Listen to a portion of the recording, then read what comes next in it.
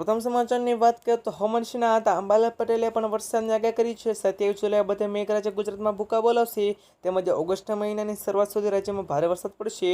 તો 27-28 જુલાઈએ રાજ્યના કેટલાક ભાગોમાં જળબતોરો થશે.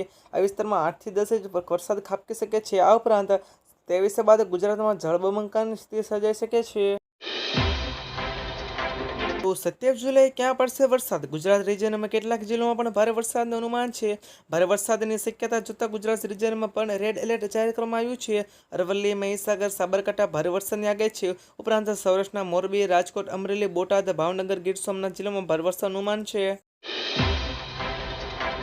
હવામાન નિષ્ણાત અંબાલાલ પટેલે વરસાદને લઈ આગાહી કરી છે.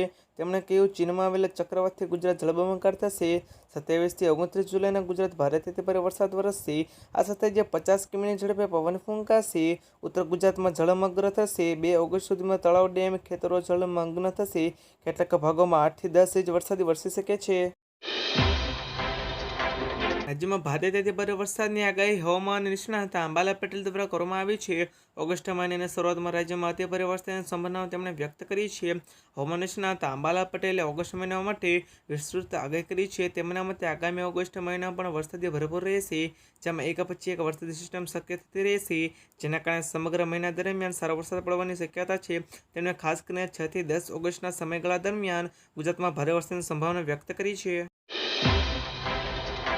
હવામાન વિભાગની આગાહી અનુસાર રાજ્યના અનેક વિસ્તારોમાં વરસાદી માહોલ રહે તેવી શક્યતા છે.